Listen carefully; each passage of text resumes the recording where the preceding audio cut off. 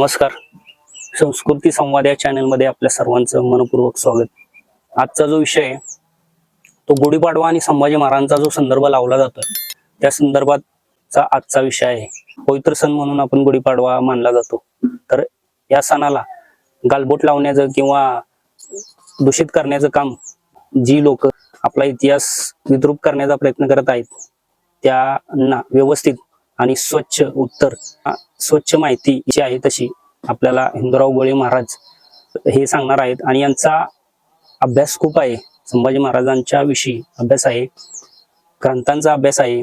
आणि एक महत्वाचं सांगायचं की त्यांनी आत्ताच एक लिहिलेलं पुस्तक आहे शिवतेजाचा अंश. या पुस्तकाचं प्रकाशन होणार आहे, तर तेही पुस्तक तुम्ही घेऊ शकता.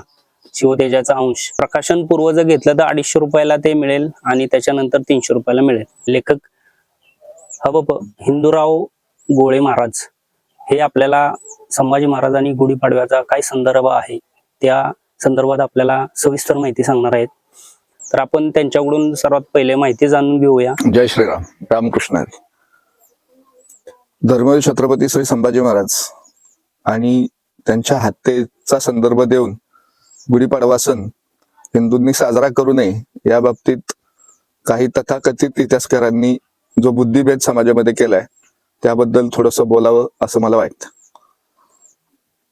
धर्मवीर छत्रपती श्री संभाजी महाराजांची हत्या हे औरंगजेबानं केलेली पहिली हत्या होती अशी नाही, तर त्यापूर्वी हा कपटी धर्मांध औरंगजेब, त्याला त्याचा इस्लाम खूप प्यारा होता आणि त्यासाठी तो काही करू शकत होता.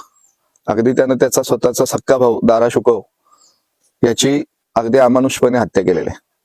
शिखांचे धर्मगुरु गुरु तेग बहादूर आणि त्यांचे 2 शिष्य यांची या औरंग्यानं अशाच प्रकारे हत्या केलेली आहे. संभाजी महाराजांना पकडल्या गेल्या क्षणापासून त्यानं त्यांचा अतोनात असा छळ केला, परंतु संभाजी महाराज हे त्या पुण्यश्लोक छत्रपती श्री शिवाजी महाराजांच्या रक्ताचा अंश होते.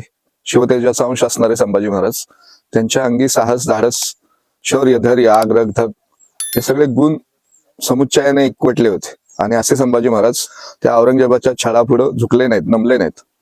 फुटले सोनेत्र तुटले जरी जीव शिर, संभाजी नाही झुकले मणी धर्मवीर. दुर्दांत दाहक ज्वलंत समाज व्हावा, म्हणून युरात धरावा शिवसिंह छावा. गुरुजींनी लिहिलेल्या या श्लोकामध्ये संभाजी महाराजांचं यथासांग असं वर्णन केलेलं आहे. आणि त्या औरंगजेबानं त्याच्या मुल्ला मौलवींचा सल्ला घेऊन संभाजी महाराजांची हत्या कशी करावी, कशा प्रकारे त्यांना छळलं जावं याची संपूर्ण माहिती त्यांनी मुल्ला मौलाकडून घेतली आणि त्याप्रमाणे संभाजी महाराजांची हत्या करण्यात आली. 40 दिवस संभाजी महाराजांनी यमयातना सोसल्या. मग ह्या काही काळापूर्वी अशा वावड्या उठत होत्या की संभाजी महाराजांची हत्या ही मनुस्मृतीप्रमाणे केली गेली. मनुस्मृती हा हिंदूंचा ग्रंथ आहे आणि त्या ग्रंथामध्ये खरं तर त्याचा द्वेष ब्राह्मणांनी अधिक केला पाहिजे, कारण ब्राह्मणांना जाचक अशा अटी म्हणून त्यात घातलेल्या आहेत. आणि मनु कोण ब्राह्मण नव्हता, तर प्रभू राम रायाच्या रघुकुळातला होता म्हणून. आणि अशा म्हणून त्याही मनुस्मृती लिहिली. त्यामध्ये ब्राह्मण समाजानं काय पालन करावं याबद्दल जाचक अशा अटी त्यांनी घातलेल्या आहेत. आणि हा धर्मांध औरंग्या हिंदूंचा कुठला एखादा ग्रंथ वाचेल ह्याची शक्यता बिलकुल अजिबात शक्यता नाही. आणि जिथं चिटपाखरूही जाऊ शकत नव्हतं तिथं एखादा ब्राह्मण कसा जाऊ शकतो? अगदी वाऱ्यालाही मुभा नव्हती औरंगजेबाच्या तळावर जायला. तिथं एखादा ब्राह्मण जाऊन औरंगजेबाला संभाजी महाराजांची हत्या अशा अशा पद्धतीने करा हे कसं सांगू शकेल? याची सूत्रम अशी शक्यता नाही आणि ऐतिहासिक संदर्भही त्याला कुठला नाही. तर हा औरंगजेब संभाजी महाराजांना त्यानं अशा योग साधला की दुसऱ्या दिवशी हिंदूंचा पवित्र असा वर्ष प्रतिपदेचा सण आहे, गुढीपाडव्याचा सण आहे. आणि तो सण हिंदूंनी साजरा करू नये, राजाच्या दुःखात हिंदूंनी तो सण साजरा करू नये हा त्याच्या मागचा त्याचा हेतू होता. मग संभाजी महाराजांच्या पूर्वी गुढी उभारली जात नव्हती का? तर पूर्वपरा अनादी काळापासून गुढीची परंपरा आपल्या हिंदुस्थानात आहे. अगदी प्रभू रामराया रावणाचा वध करून जेव्हा अयोध्येत पुन्हा आले तेव्हा अयोध्यावासियांनी गुढ्या उभारून त्यांचं स्वागत केलेलं आहे. गोकुळात नंदा घरी जेव्हा बाळ श्रीकृष्ण आले त्यावेळेस त्यांचंही स्वागत लोकांनी गुढ्या उभारून केलेले. म्हणजे तुकाराम महाराजांचे अभंग आहेत, गुडिया तोरणे करती कथा गाती गाणी.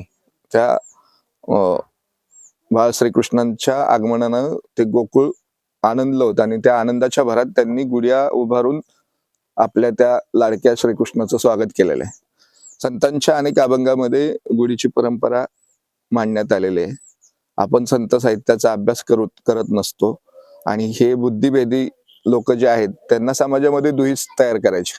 समाजामध्ये जातीपातीचं राजकारण करून हिंदू धर्म, हिंदुस्थान आणि हिंदू समाज एकत्र राहू नये, एकत्र गुण्या गोविंदानं हातात हात घालून सण उत्सव साजरे करू नयेत, हा त्या मागचा हेतू.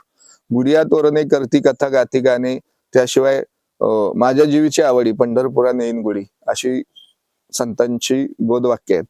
म्हणजे गुढीची परंपरा काय संभाजी महाराजांच्या हत्येचा आणि त्या गुढीचा काही संबंध नाही. उलट आपण गुढीपाडवा साजरा न करून त्या औरंगजेबाचं स्वप्नच साकार करतो. कारण औरंगजेबाचं ते स्वप्नच होतं की हिंदूंनी त्यांचा वर्ष प्रतिपदेचा म्हणजेच गुढीपाडव्याचा सण साजरा करू नये. तर आपण प्रत्येकानं त्याचं हे स्वप्न पूर्ण करू नये. कारण जर आपण गुढी उभारली नाही, त्याचा आणि संभाजी महाराजांच्या हत्येचा संबंध यात कसलाही काहीही संदर्भ नाही. म्हणजे आपण गुढ्या उभारून त्या औरंगजेबाचं स्वप्न साकार केलं नाही पाहिजे. गुढ्या उभारल्याच पाहिजेत. आपण प्रत्येक हिंदूच्या घरावर आता काही तथाकथित इतिहासकार म्हणतात की गुढी ही परंपरा आपली नाही, उलटा तांब्या जर असा सरळ तांब्या ठेवला तर ती गुढीवर उभा राहू शकतो का? असं नाही होत. आणि हे आमची परंपरा आहे. ते तेज आहे. नवीन चैत्र महिन्यात जो वसंत ऋतूचं आगमन होत असतं, ती चैत्र पालवी, त्याचं सर्व आपण त्या आंब्याचे ढाळे असेल, लिंबाचा ढाळा असेल, हे सर्व आपण त्या दिवशी त्या चैत्र महिन्याचं स्वागत म्हणून आपण नवीन वर्षाची सुरुवात आनंदानं करत असतो, गुढ्या उभारून करत असतो. संभाजी महाराज आणि गुढीपाडवा ह्याचा सुतराम काही संबंध नाही. संभाजी महाराजांनी देव देश धर्मासाठी आपल्या आयुष्यात त्याग समर्पण केलं. त्या स्वराज्याच्या वेदीवर आपल्या देहाचं बलिदान केलं, आहुती दिली. कलियुगातले दधीचे आहेत ते. आणि त्या संभाजी महाराजांचा गुढीपाडव्याशी आणि संभाजी महाराजांच्या हत्येशी एकही कसलाही संदर्भ आजपर्यंत कुणाला मिळालेला नाही. हे आहे ते असेच सगळे बुद्धिभेदी असणारी लोक, त्यांनी हा अपप्रचार केलेला आहे. आणि आता विषय राहिला दुसरा की त्यांनी आता नवीन पुढी सोडले की आपण गुढी न उभारता भगवा ध्वज उभारला पाहिजे. मान्य आहे, भगवा ध्वज हा आमचा आद्य गुरु आहे. परमपवित्र भगवा ध्वज वारकरी संप्रदायाची पताका आहे. देवा देशा धर्माचं काम करणाऱ्याला प्रत्येकाला परमपवित्र भगवा ध्वज हा वंदनीय आहे, पूजनीय आहे. आणि तो आपल्या घरावर फक्त गुढीपाडव्या दिवशीच नाही तर वर्षाचे 365 दिवस 12ही महिने आपल्या घरावर फडकला पाहिजे. कारण ते त्याग समर्पणाचं प्रतीक आहे, हिंदुत्वाचं प्रतीक आहे. आणि तो भगवा ध्वज आपण फक्त गुढीपाडव्या दिवशीच नव्हे तर 365 दिवस आपल्या घरावर फडकवत ठेवला पाहिजे. परंतु गुढीपाडव्या दिवशी गुढीच उभारली पाहिजे आणि गुढी उभारून आपण आपल्या नवीन वर्षाचं स्वागत केलं पाहिजे. हाच यामागचा हेतू. नको तो अपप्रचार करून संभाजी महाराज आणि गुढीपाडव्याचा संबंध जोडतायत.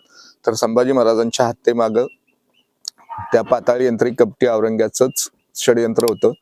हिंदूंनी नवीन वर्षाचं स्वागत करू नये हा त्यामागचा त्याचा हेतू होता. आणि हा त्याचा हेतू आपण साध्य न केला पाहिजे. त्याचं स्वप्न आपण पूर्ण केलं नाही पाहिजे. आपण आपल्या नवीन वर्षाचं स्वागत आनंदानं उत्साहानं केलं पाहिजे.